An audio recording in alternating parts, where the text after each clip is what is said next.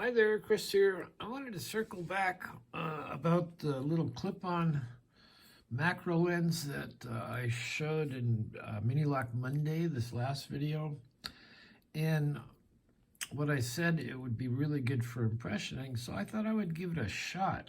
And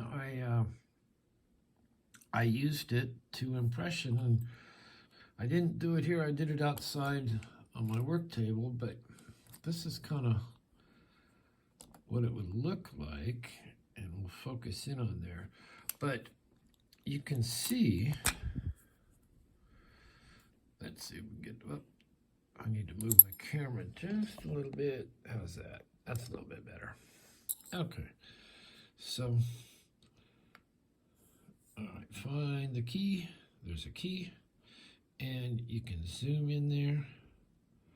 And you can see how close you can see all these little guys, these little cuts.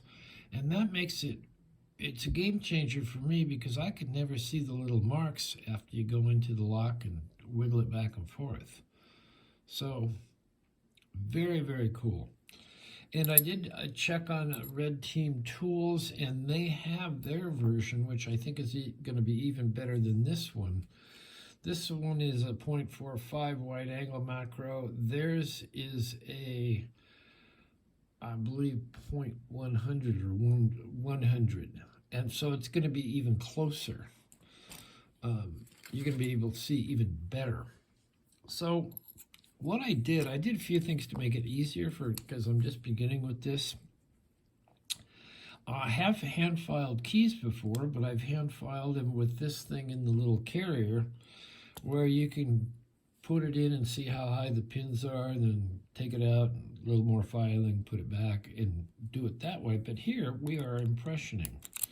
So you go in and you grab it with vice grips, and you wiggle up and down, right, left, and then you pull it out, and then you use the camera thing, the little lens on a phone, to actually see the little marks. In the last video, I showed it marking a key that had not been filed, and you could definitely see the little dimples. Now, it gets a little bit harder when you start filing down and you have file marks. But, I mean, I could never see before well enough to be able to keep filing and wiggling and filing and making marks. And so this is very successful. Couple of things I did to make this easier. One thing is, instead of a 6-pin lock, I turned it into a 3-pin lock, so I'm really only impressioning these first 3.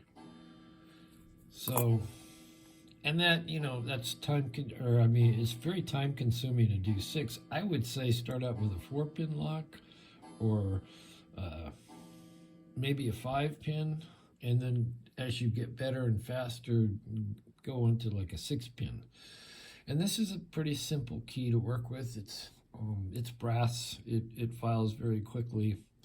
One of the things you want to make sure of as you're going down, you want to create these ramps nice, and these slopes nice and easy, so the key will go in and out. Otherwise, you'll make a trap key, and you go, why can't I get my key out? The other thing is you want to pay close attention on exactly where the center of the pin is marking. Here, I got a little bit off. You can see it's so wide because I was starting on this side a little bit too much, and I had to widen it out because this is really the center more to here. So, but other than that, and beginning, it's very hard on the keys. I mean, the vice grips kind of put a bend on this, and I bent it back. But if you were doing a 6-pin and it was bending and bending and bending it back, eventually you're going to get a fracture and break. And if you see here, you can see just the beginnings of a fracture. So, all things to keep in mind, but we did get it to work. So,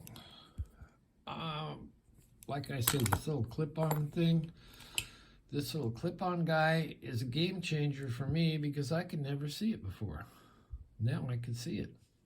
And even if you don't impression keys, you can use it to like a little bee on a flower or whatever. It's very, very cool. So yeah, Red Team Tools has their version. I think it's $32. This was Amazon 16, but theirs has a better magnification, so I would check that out. Anyway, I am very, very pleased that I actually did a little bit of impressioning so that it would work.